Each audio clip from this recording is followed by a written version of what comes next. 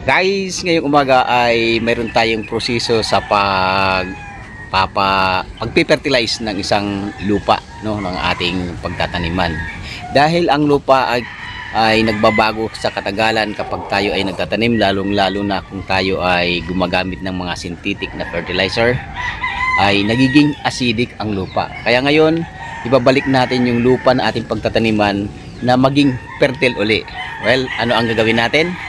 Tara mga boss, samahan nyo ako sa ating gagawin ngayon para ma-fertilize o maging organic ang ating pagtataniman na lupa ng ating mga halaman. Ang lugar na to ay halos 15 years na natin pinagtataniman.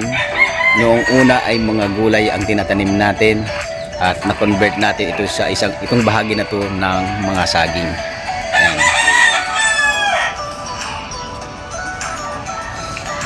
Dahil tumatagal ay napapansin natin na hindi nagiging maganda ang tubo ng ating mga halaman. Siguro nga dahil acidic na. Kaya ang ginawa natin mga boss ay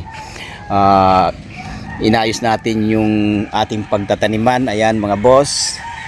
Ayan, binubungkal natin, ininipon natin yung lupa na nakukuha natin dito. At nagmi-mix tayo ng mga organic fertilizer na ating kinuha lang dito sa ating mini farm. Yung mga kahoy na nakuha natin dito sa ating sa paligid, ay ang ginagawa natin, iniipon natin and then naggagawa tayo ng wood ash. Sinusunog natin ito at yung abo ay ginagamit natin para pang mix. Yung mga dahon naman o katawan ng saging na nakukuha natin dito, iniipon natin at dito natin kinokompost. Ayan. At dito naman yung mga nakompost natin na mga dahon, katawan ng saging ay iniipon natin at ito na yon mga boss. Ayan. Compost na siya. Yung mga dahon naman ng mga kahoy, ayan na sa paligid. Yan, kapag naglaglagan sila or nagtatanggal tayo ng mga sanga, ay iniipon natin at kinukumpos din natin sila. Ayan, pag na-compose na, ayan, inipon natin to. And ito na yung isa sa bahagi ng mga dahon na kinumpos natin. Ayan. Tapos, mayroon po tayong mga alagang manok. Ayan, yung mga alaga nating manok. And then, yung mga dumi nila ay iniipon natin. Ayan, iniipon natin to, nilalagay natin dito at dito natin pinapatuyo at kinukompost din natin hanggang sa maging lupa na siya. And then mayroon naman dito nasa sako na makikita nyo, ito yung compost na chicken manure. Ayan, nandito siya. Tapos mayroon naman tayong kinumpos na kukupit na ating nabili sa isang coco lumber shop. Ayan, ito naman yung kukupit na nakumpos natin at medyo may halo na to ng rice, yung ipa ng palay. Yan, pinaghalo na natin dito yung ipa ng palay. Sa katunayan yan, may nakita pa kayong ipa ng palay. And then at mayroon naman tayo ditong nabiling na rice hull. Yan, yung carbonized rice hull na nabili natin, kung saan ay ito yung natitira na pinagagamitan natin doon sa mga tanim natin bilang isang organic fertilizer. Ngayon, lahat ng pinakita ko sa inyo ay pag-iipon-ipunin natin. At ngayon, ito na yon mga boss. Yan, ihahalo natin yung rice hull, yung carbonized rice hull dito. Yan. Dito lahat ay pinaghalo-halo na natin dito ang mga pinakita ko sa inyong mga compost na mga bagay-bagay na nakukuha natin dito sa mini farm. Mula sa rice hull na carbonized rice hull, tapos yung rice hull, ito yung ipa, yung chicken manure na compost, yung abo ng kahoy na sinunog natin, nandito na rin. Tapos yung kukupit, nandito na rin. Tapos yung compost na galing sa dahon at saka mga katawan ng saging at saka yung mga dahon ng mga halaman na atin kinumpos ay nandito na lahat. Kaya ayan, paghahalo-haluin natin to mga boss.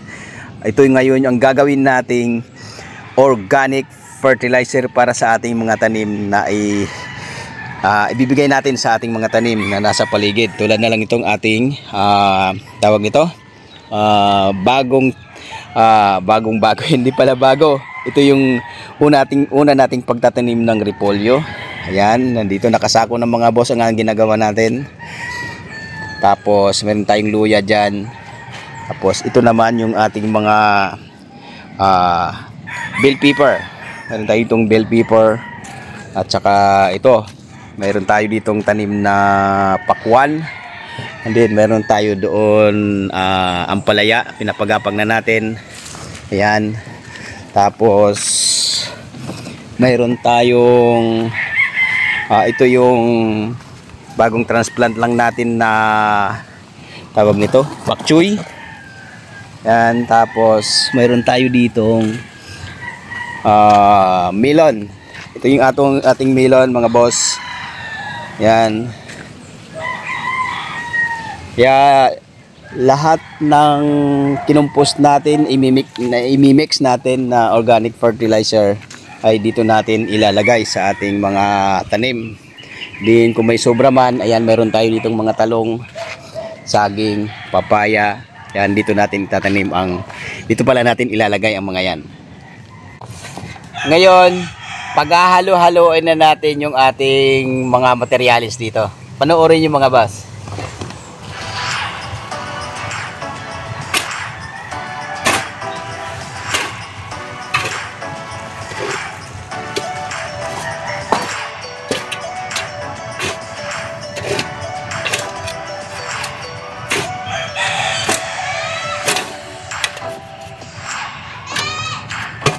Hinahalo pala natin ng maigi para medyo ano yung ating mga organic fertilizer na pinagsama-sama. Kaya ilang beses na itong babalik-balik na rin, hahalo-haloin natin ng maigi.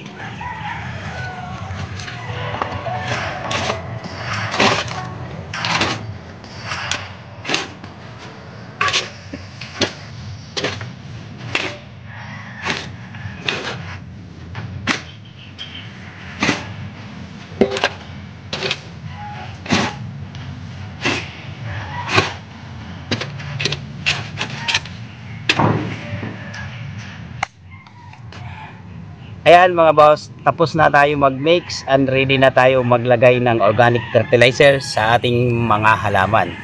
Kaya ano pa ang ginaantay nyo, gayahin nyo na to para bumalik dati yung ating lupa maging fertilized sa pamamagitan ng pagkukompost, pagsama-sama ng mga materialis na sa paligid na pwede nating pakinabangan na hindi tayo gagamit ng synthetic na fertilizer. Kaya hanggang dito na lang mga boss. Kung mayroon ka man natutunan dito sa ating vlog, siyempre huwag kalilimutan po mag-like, mag-share at pindutin na rin yung notification bell dyan. Nabubula tayo, napagod tayo. At siyempre mag-subscribe. Hanggang dito na lang. Maraming salamat. Bye bye.